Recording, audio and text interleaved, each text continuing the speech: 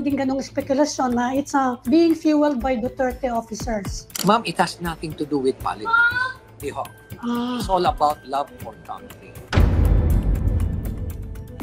Ito, tinitwist na lang po ito na Duterte kami, maka-BBM kami. Hindi ko na ako maintindihan eh. We just simply do not want these corrupt people to steal the future of our children.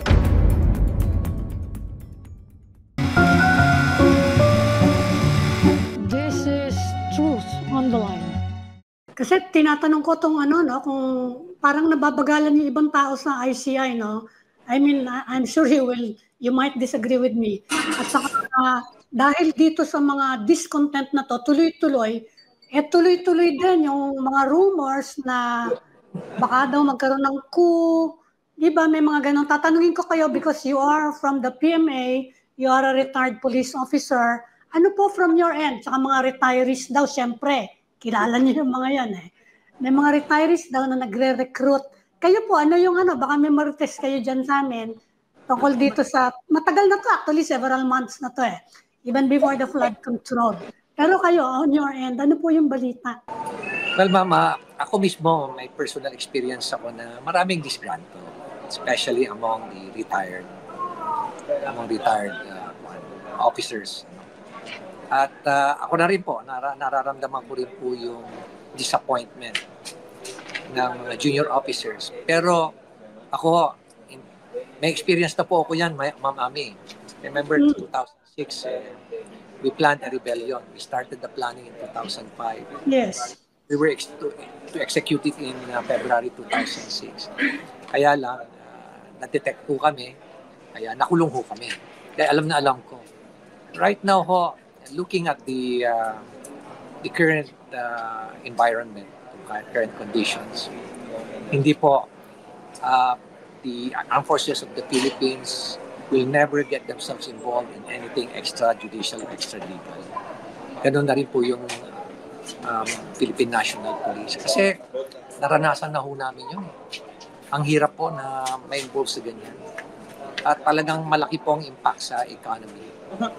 So unless there is a very compelling reason, let us say for example, talagang wala nang trust, wala nang tapos talagang nag-deteriorate na yung economic condition natin. Siguro, dyan lang siguro gagalaw yan, yung uniform service. Other than that, hindi ko gagalaw. They will stick to their mandate to protect the Constitution and, preserve their loyalty to the flag, to the country.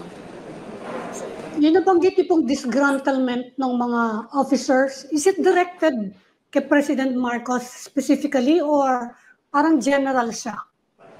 Well, hindi naman ho. Sa nararamdaman ko sa kanila more sa nangyayari sa Kongreso.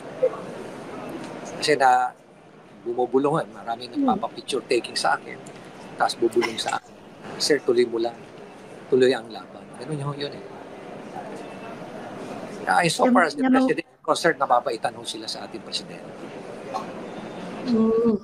So yung mga disgruntled na yan, sa sinabi niyo po, I can surmise na hindi naman sila karamihan pro-Duterte. Kasi meron din ganong spekulasyon na it's being fueled by Duterte officers. Ma'am, it has nothing to do with politics. Hindi ho. It's all about love for country.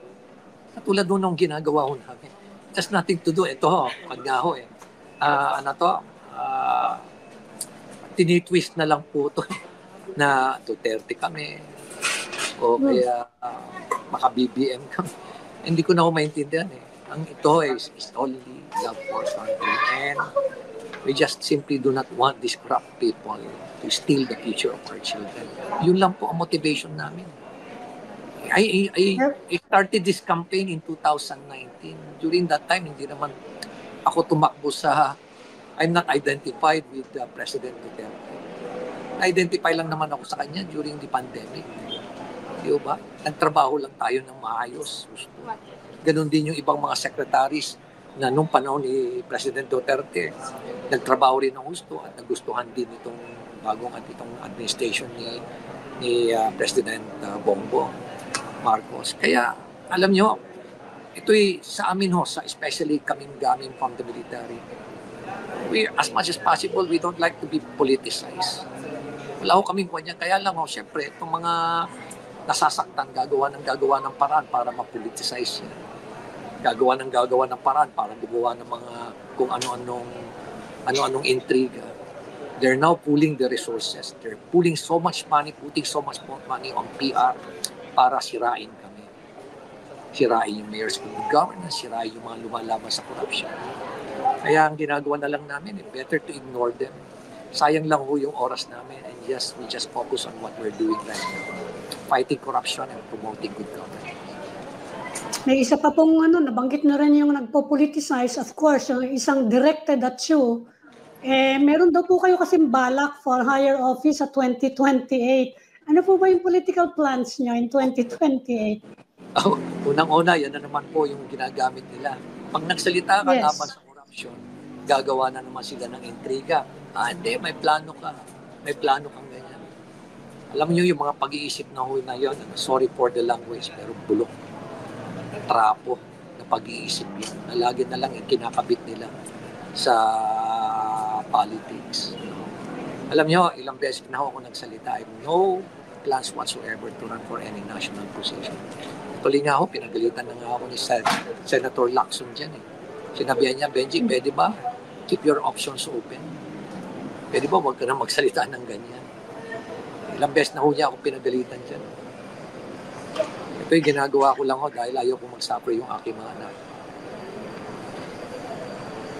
At it's siyempre ho, natin dito sa ating bayan.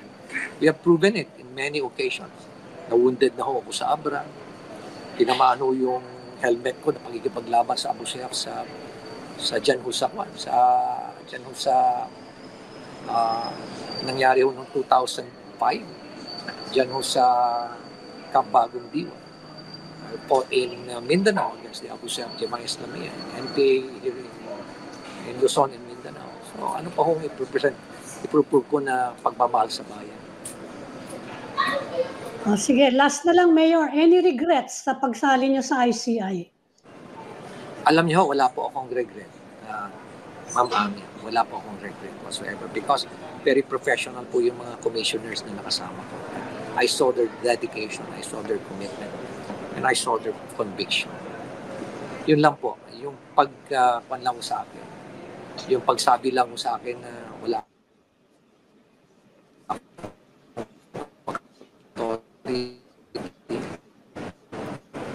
over the PNP at hindi ako so wala na akong gagawin doon kaya